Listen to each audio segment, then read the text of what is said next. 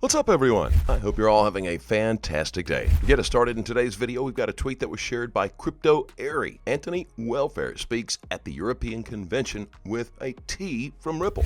I'm Anthony Welfare. I'm Senior Advisor for CBDCs at Ripple. I've been around the blockchain space for enterprise blockchain for about 7 years, and I've written a book on it as well. So if you want to learn lots about commercializing blockchain, have a look at good bookshops. Ripple's about 750 people. We're growing massively, which means I never update the slides. So we grew by about 400 people last year. We're cross-border, known for our cross-border payments, but we also do lots of other sort of projects using XRP ledger and other sort of technologies. One of those is CBDCs, and we've been working on CBDCs for around about 3 years now. A CBDC is issued by a central bank. Okay, so it's the same as the dollar or the euro in your pocket. It's issued by the central bank, and it's to use, and in whichever country you are, etc. In the middle, we have this mix. SCBDC is sort of synthetic CBDC, which is like a CBDC that could be issued by a commercial bank as part of the banking system. This bit in the middle is work in progress. I used to have a slide with loads of different sort of explanations of stablecoins and different types of stablecoins, and literally I'm sure it'd be 20 slides. There's lots of different words and meanings. It could be a world of 20, 30, 50% cryptocurrency, 1% CBDC, or vice versa, or any sort of mix on that. So we need to be ready for a world of interoperability and sort of bringing this all together. What do you need for a successful CBDC? James mentioned this yesterday very quickly, so I'll talk. A regulatory framework. There's been so much discussion over the last few days. We need the regulation, and we need it to come out. We need it to be fair and reasonable, and plenty of discussion about that.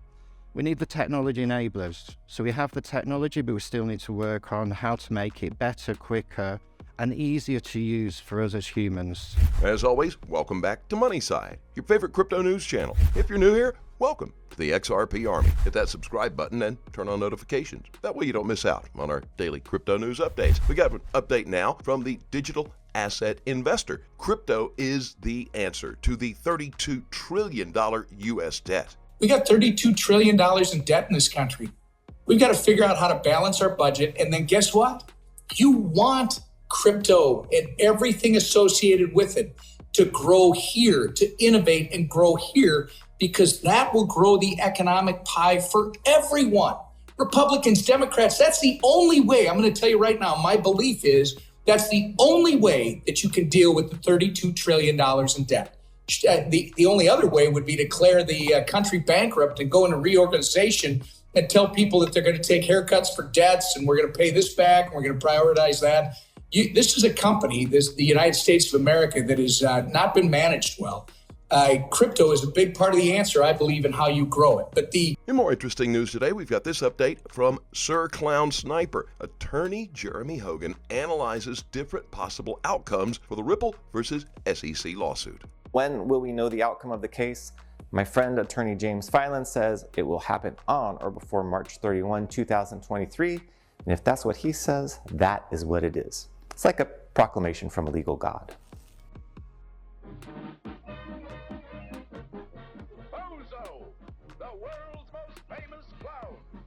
And while we're on that subject, let's take a look at attorney John Deaton's perspective on the same. In a thread, he shares some of the imagined XRP outcomes. The best outcome, the outright win for Ripple, with the judge smacking the SEC for gross overreach and behavior. In the case, Judge Netburn has commented SEC lawyers are hypocrites, lack faithful allegiance to the law, and only care about winning the next argument. Second best, the judge rules Ripple offered XRP as an investment contract, aka a security, early in the XRP ecosystem on a few specific instances, i.e. the brochure sent to 100 potential investors back in 2014. But XRP itself is not a security, and ongoing and secondary sales are not securities. The third best, the judge denies both the SEC and Ripple's motion for summary judgment and states that a jury must decide disputed facts, and we have the status quo for at least another year. But the judge makes clear XRP is simply software code and that secondary sales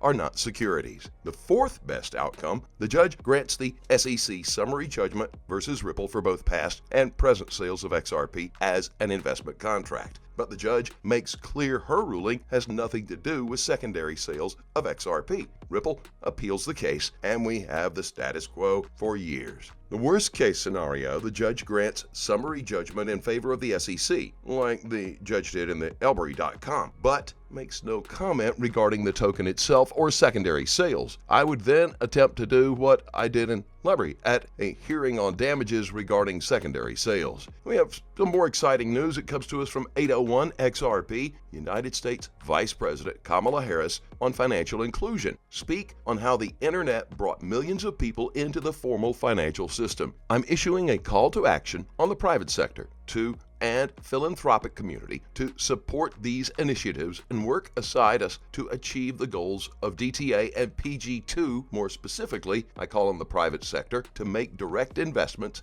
and social impact commitments in such areas as increasing access to mobile banking, financing, and insurance, especially for women. Fam, the digital world is upon us. Million people to the internet and brought more than 1 million people thus far into the formal financial system. So we know this approach works. We know this approach works. So now, on my final day on the continent, for now, I have convened this group of business and philanthropic leaders in Lusaka to discuss how we can continue to invest and pursue long-term economic growth together. Many of you at this table and the folks that you work with have a history of doing work on this continent, and we will benefit, I strongly believe, from hearing from you and from lessons learned. There are many areas of focus of this public-private partnership, but there are some in particular that I believe have been most effective and are the main focus of my trip this time. And one of them is the issue of digital inclusion. So when we think about where we are in terms of 21st century economies, digital services are essential to 21st century economies.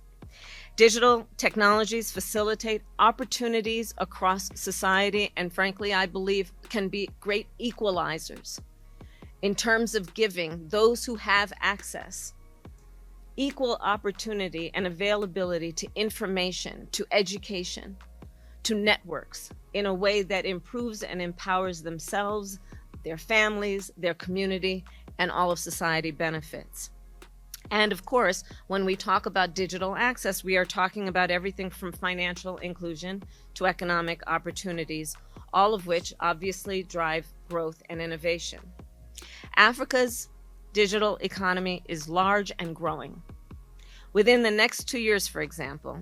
And now as we wind up on today's video, we can see that XRP can start the altcoin season. A victory for Ripple would not only clear the cloud of uncertainty surrounding the company, but also set a precedent for future crypto-related legal battles. The case, which began in December of 2020, has seen the SEC allege that Ripple conducted an unregistered securities offering through the sale of XRP tokens. Ripple, on the other hand, has maintained that XRP is a currency and not a security. As always, do your own research and always trade safely. Please keep in mind, we're not a licensed financial advisor. All videos on this channel are intended for entertainment purposes only. Let us know what you think in the comment section below, and let's have a conversation. Thank you as always for watching. Don't forget to like this video. Please click on that subscribe button below and turn on notifications so you get informed when we drop new video. We'll look forward to seeing you on the next Money Side.